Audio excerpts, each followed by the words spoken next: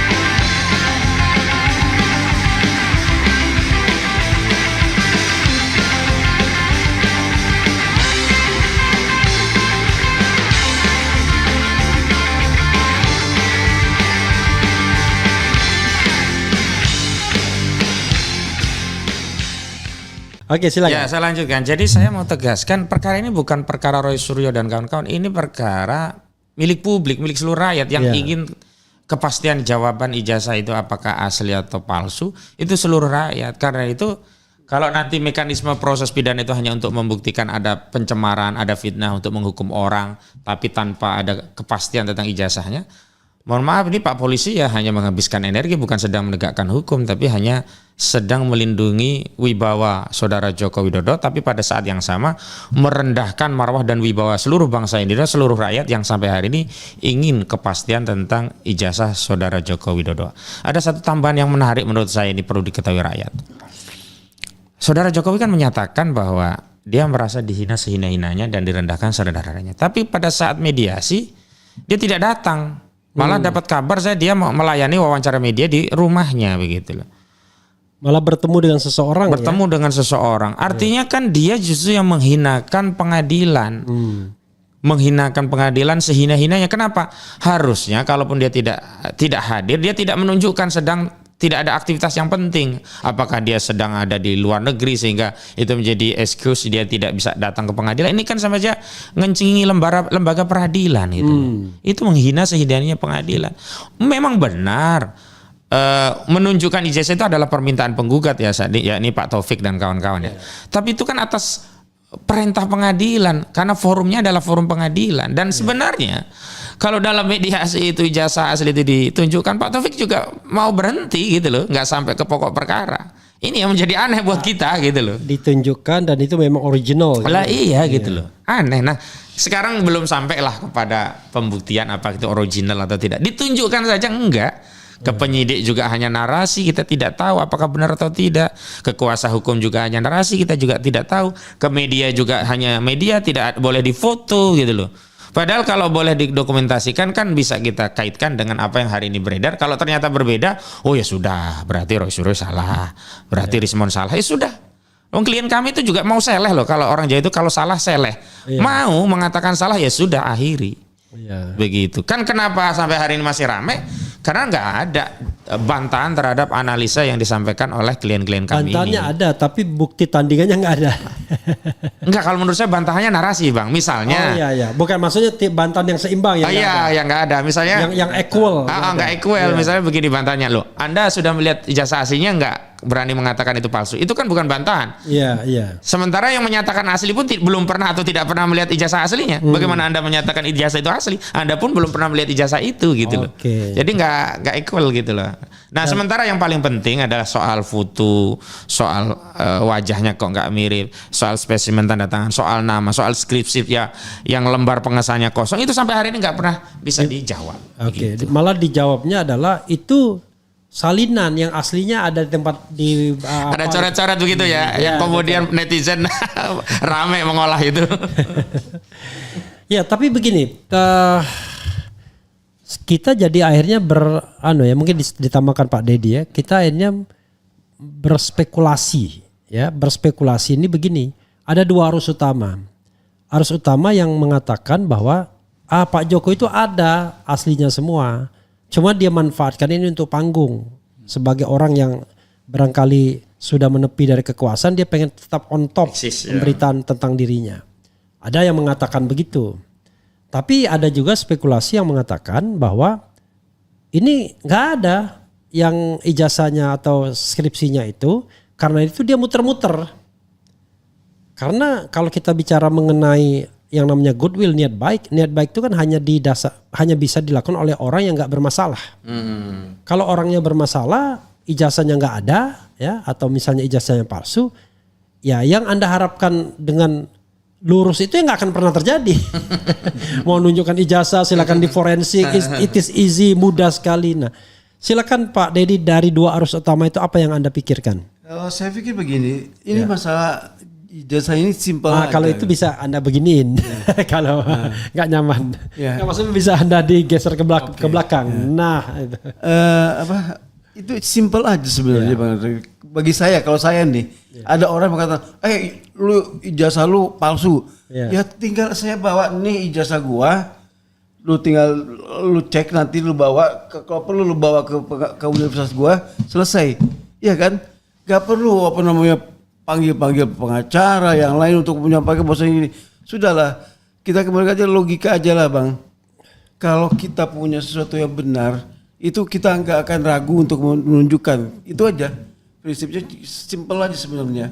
Oke, berarti itu kan Pak Dedi, Bro Dedi meng-highlight kemungkinan yang kedua tadi yang saya katakan.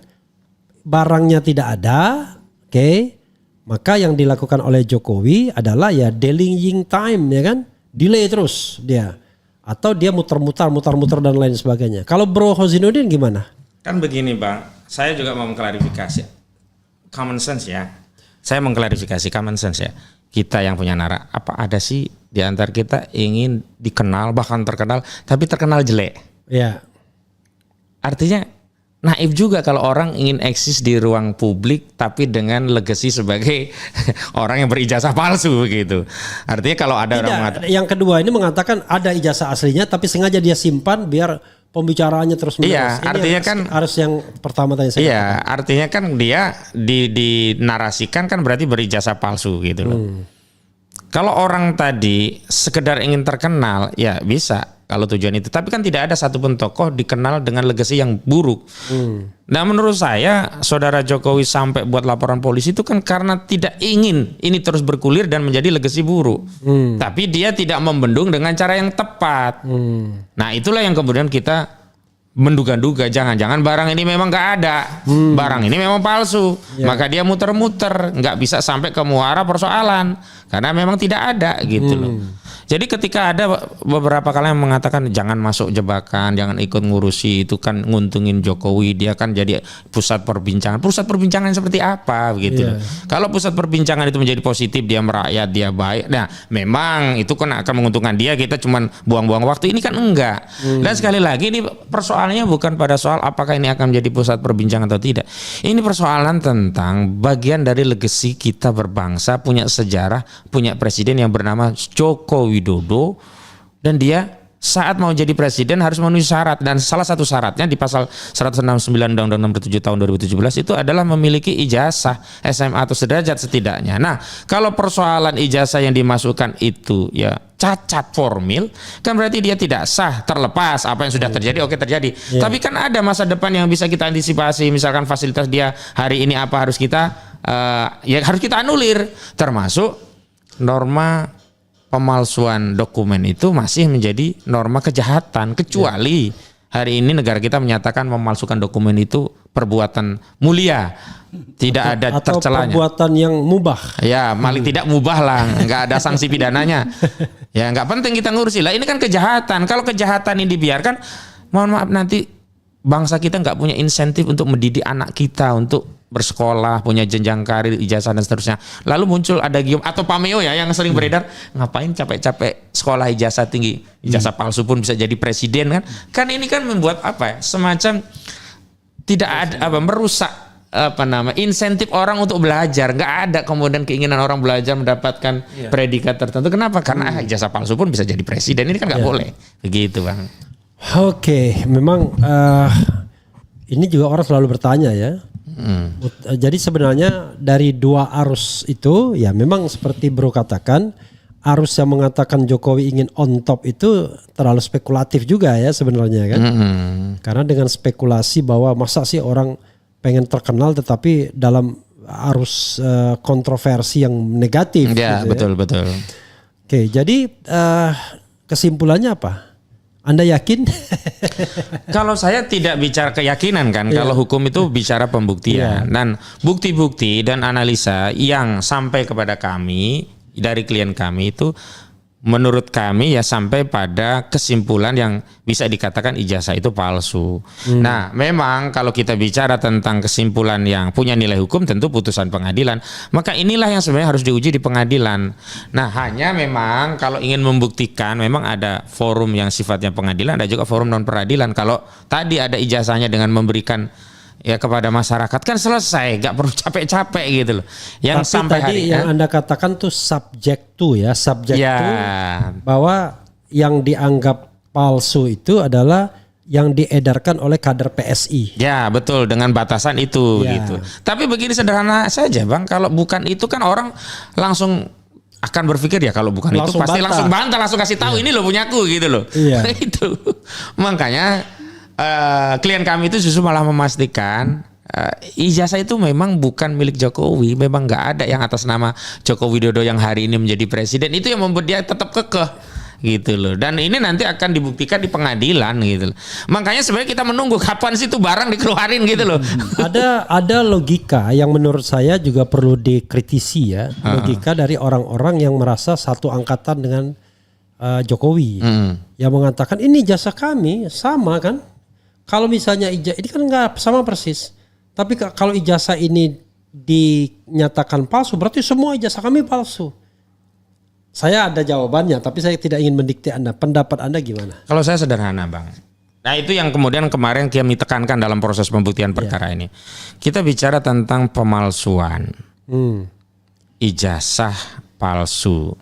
Berarti kan kita bicara tentang ilmu pengetahuan sains. Makanya kami tuntut pembuktian dalam perkara ini adalah pembuktian yang basisnya teknologi keilmuan, bukan testimoni. Mohon maaf kalau testimoni ya bisa kita 100 orang lu ngaku sini ya, kamu gini ya. Selesai. Kan persoalannya kan bukan pada ijazah yang mereka bawa yang katanya sama. Kan ijazah mereka itu tidak membuktikan ijazah orang lain asli atau palsu. Kecuali yang dipersoalkan ijazah yang mereka pegang gitu loh. Boleh begitu. Jadi nggak bisa teman saya punya ijazah asli, saya asli, punya teman saya juga saya jamin asli, nggak bisa, karena punya temannya bisa saja udah hilang terus diganti yang lain, kan nggak tahu riwayat tentang ijazah yang dipunyai temannya itu. Yang paling penting, yang paling sahih dan paling fair ya pembuktian secara teknologi, dites.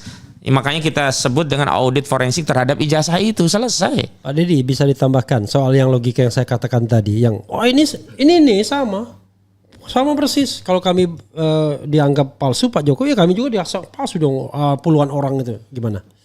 Kita kembali lagi seperti yang tadi disampaikan oleh Bang Hosin. Kita lebih baik ke dalam yuk sekarang buktikan sajalah lewat audit forensik itu. Cuma itu aja. Oke. Selesai. Kayaknya Pak Deddy ini masih takut-takut nih sama Hosinuddin. Nggak takut kan? Terus terang Bang, aku 2 tahun lalu kena ini Bang, stroke 3 kali. Jadi Oke. Sorry mohon maaf ya. Ya alhamdulillah masih bisa berjuang Bang. Oke, mohon maaf. Saya nggak ngerti ya. Iya betul. Nah, tapi kalau saya lucu, kalau saya pakai logikanya kita diskusi ya, ini bagian diskusi. Gimana logikanya? Ya logikanya sederhana. Memang orang yang ini kalau mau memalsukan, memang orang mau memalsukan itu memang sedapat mungkin mirip. Oh iya, betul. Kan logika sederhana. Sebenarnya ada logika sederhana. Lalu misalnya lalu yang kita ganti cuma fotonya doang. Iya, betul. Kan memang mirip semua. Mirip semua, betul. Itu untuk jawab yang sederhana memang begitu, cocok. Iya. Maka tinggal dikatakan ada nggak yang namanya Joko Widodo? Iya. Apakah fotonya tempelan atau enggak? Iya, betul. Tapi kalau fisiknya ijazah ya pasti mirip. Mirip, iya betul. Lucu juga kalau dia. Kalau berbeda ya Aneh. bukan pemalsu dia, jadi pencetak barang lain. Makanya kan tinggal informasi-informasi yang tertera yang diselidiki kan informasi. Iya, betul. Oke, ada tambahan? Tambahan saya begini Bang, saya sih tidak melihat kasus ini besar ya, sederhana seperti yang disampaikan Saudara Jokowi sebagai pelapor kan katanya juga sederhana. Tapi kok saya membaca tindakan yang diambil oleh penyidik ini nggak sesederhana gitu loh. Nggak sesederhana seperti yang kita pahami bahwa ini proses penyidikan umum. Kalau kita basicnya proses penyelidikan dan penyidikan kan ya harusnya Bang yang diawali dipanggil itu bukan pihak kita. Pihak pelapor dan informasi berkaitan dengan kebenaran legal standing pelapor baik terkait pribadinya atau ijazah yang dimiliki oleh pelapor karena pelapor mendalilkan orang-orang yang menuduh ijazah palsu itu sebagai sebuah fitnah. Makanya harus diperiksa dulu, diklarifikasikan UGM yang apa benar. Lah ini kok ngeloncat ke kami. Jadi kami punya target jangan-jangan cuma nekan ini minta negosiasi biar damai terus kemudian dia demi bangsa dan negara saya cabut, demi persatuan ini kita menghadapi masalah global. Ya sudah case close. Kita bicara mengenai persatuan dan seterusnya. Maksud saya kalau mau cabut aja, tapi jangan kemudian mendalilkan dicabutnya itu karena nekan kita dulu gitu. Jadi menurut Anda juga ditambahkan Pak Dedi bahwa kasus ini akan selesai kalau terkonfirmasi apakah ijazahnya itu asli atau palsu. Itu aja. Tepat. Tepat. Oke. Saya ingin bergerak ke skripsi ya. Karena skripsi juga menentukan. Betul. Ya kan kalau kemarin pembuktian itu cuma satu aja. Tapi sekarang sudah ranahnya sudah dua fora. Iya betul. Karena skripsi itu sesuatu barang yang langsung dari sumbernya yang di capture oleh Roy Suryo dan Rismond. Sehingga tidak melalui media sosial dan lain sebagainya, betul-betul memang barang fisiknya ada. Nah, sejauh mana Anda melihat klaim klien Anda ya bahwa satu lembar pengesahannya tidak tanda tangan, tidak lengkap tanda tangannya. Saya bawa ijazah skripsi saya ada sih lembar pengesahannya tanda tangan semua. Tapi begitu S2 saya lihat nggak ada di lembar pengesahan S2, cuman stempel aja. Nah itu satu. Tetapi klien Anda juga mengatakan bahwa ada persoalan dengan Times New Roman yang nggak ada. Ada persoalan juga kalau tidak salah dengan tanda tangan yang beda. Ahmad Sumitro itu. Ada juga di lembar pertama dan kedua satu profesor, satu doktor. Ada juga begitu ya? Nah lalu ada juga yang terkait dengan nama yang diakui sebagai dosen pembimbing tapi malah nggak ada namanya. Kasmujo. Oke, tapi kita nggak bisa ngomong deskripsi. Iya ini Enggak, karena itu kan sesuatu di luar bisa aja dia lupa. Oh ya betul. Tapi maksudnya deskripsi yang respon sama Roy Suryo ini. Yang analisa itulah ya. Iya, yang analisa itu. Nah, sejauh mana Anda merasa firm dengan apa yang klien Anda temukan, lalu dengan bantahan, loh itu kan salinannya doang gitu. Aku sederhana logikanya ya, analoginya. Ayam itu berasal dari telur. Ya. Telur yang busuk nggak mungkin menetaskan ayam. Nah skripsi saya anggap ini telur ya, karena dari skripsi itulah kemudian yudisium dan kemudian mendapatkan gelar sarjana dan ijazah gitu. Dan kampus apalagi sekelas UGM tentu akan sangat teliti untuk melakukan verifikasi terhadap produk skripsi apalagi S1 di zaman itu ya. Zaman itu justru lebih ketat, mahasiswa juga nggak terlalu banyak seperti sekarang juga. Dosen-dosen kan juga lebih killer dalam tanda petik ya. Ya dengan sekarang gitu. Makanya ketika terlihat catat yang seperti itu begitu rupa begitu, ya kita bisa analogikan kalau telur itu sudahlah busuk, retak di mana-mana, kok kita percaya ayam ini berasal dari telur itu, dari induknya itu gitu loh. Nah mohon maaf, akhirnya kan yang dipersoalkan kan akhirnya UGM-nya kalau sekarang begini. Karena apa seolah-olah kok kualitas satu kampus kok seperti itu begitu. Tapi kami tetap mengembalikan kepada soalan yang ditemukan. Pertama, sumber itu legal formal dikasih langsung oleh otoritas UGM dalam forum publik juga. tidak kemudian karena mencuri dan seterusnya atau ngendap-ngendap. Walaupun respon yang pertama ke perpustakaan itu sendiri juga atas izin karena petugasnya ngasih skripsinya dan diminta foto, dibolehkan untuk Dan difoto. skripsi itu juga bukan barang Bukan barang private, memang boleh bukan rahasia. Iya, boleh dibaca siapapun, bahkan agar dibaca, agar diketahui ilmunya begitu. Nah, sekarang persoalannya adalah apakah skripsi ini bisa dikesampingkan gitu karena persoalannya ini hanya ijazah. Oh tidak, ini satu paket, satu kesatuan. Nggak bisa kita nganggap nanti sepele. Nah ini pula yang kemudian membuat orang nanti juga nggak usah skripsi benar-benar deh. Yang penting dapat ijazah gitu kan, nggak bisa begitu juga. Justru orang harus benar-benar skripsinya juga akan dapat produk keluaran berupa ijazah karena skripsinya juga dilakukan dengan benar. Ya sebenarnya kan sederhana saja, kalau benar itu skripsi yang satu simultan, kok ada perbedaan lembar pengesahan dengan kertas yang dibuat di lembar yang lain, itu yang kemudian dicurigai, oh ini tempelan dan seterusnya begitu. Dan memang harusnya akhirnya ini nggak bisa dengan testimoni Bang, harus dengan audit forensik. Oke. Itu ilmu akhirnya yang menjawab, karena ilmu itu mungkin saja bisa salah tapi nggak mungkin bohong. Tapi kalau testimoni terlalu banyak, apalagi kalau testimoni ini berasal dari saudara Jokowi. Sudah nggak kehitung bohongnya Jokowi, entah mobil SMK 11 triliun dan seterusnya. Bukan begitu ya. Kalau ini kan tendensius. Tapi barangkali kalau disampaikan oleh oleh Jokowi kan, ya tidak bisa karena dia ada konflik of interest kan. Iya, karena pemiliknya. Ya, karena ada kasus dia itu kan. Iya. Oke.